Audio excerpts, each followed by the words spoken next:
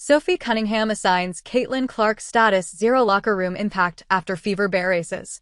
The injuries taking a toll on Caitlin Clark have been long evident. We aren't just talking about her shooting slump.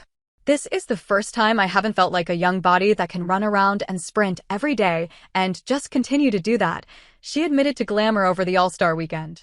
But her absence isn't just about being unable to replicate her electrifying rookie year, it's also starting to affect the Fever's momentum. However, does the team really believe that to be the case?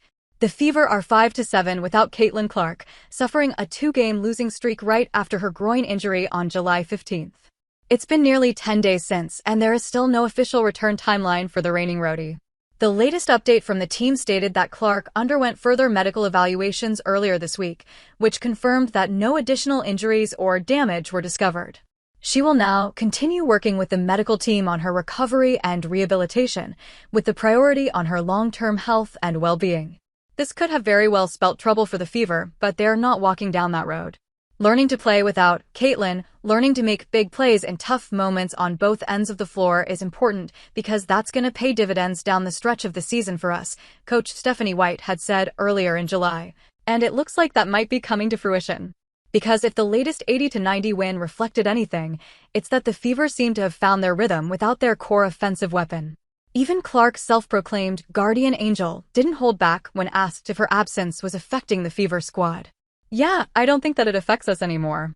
We put out a statement today that, she's day-to-day, and so we know that as a team, and so that's helpful to mentally prepare, Sophie Cunningham shared during a post-game press conference.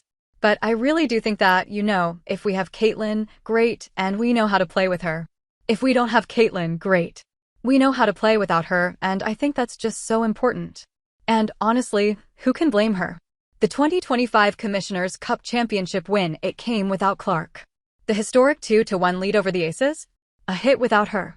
So far this season, Clark has been limited to just 13 appearances due to multiple injuries, a left quad strain, a left groin injury, and now a right groin injury that has already cost her 3 games. Interestingly, in the games she has played, the Fever are 8-5 and out of their current 13-12 record.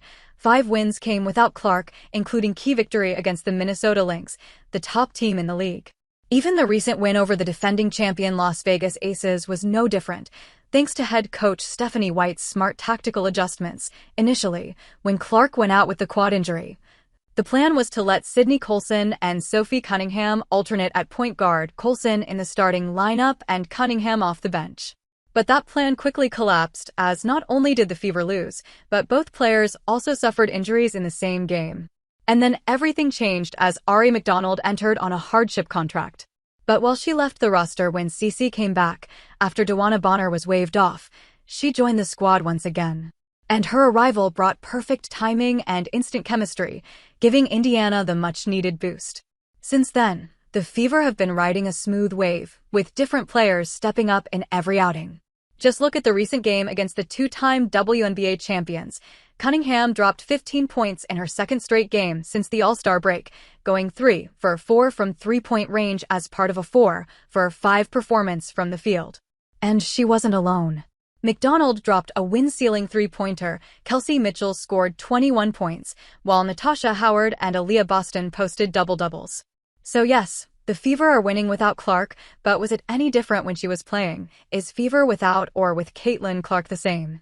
As Sophie mentioned, it's the same whether Clark is there or not. And that might be true to an extent. Because when Clark has been on the court, she's struggled to find the dominant form that made her an All-WNBA first-team honoree as a rookie. Sure, she delivered a triple-double in the season opener and a 32-point, 8-rebound, 9-assist performance in her return from the first injury. She's hit shots from 36 feet and dazzled from deep on occasion. But let's be honest, the talk has largely shifted to her lengthy shooting slump. In her last 7 appearances, Clark has gone 7 of 49 from beyond the arc and has failed to hit a single three-pointer in 3 separate games. Overall, she's shooting 36.7% from the field and just 27.9% from 3. On the road, her numbers are even.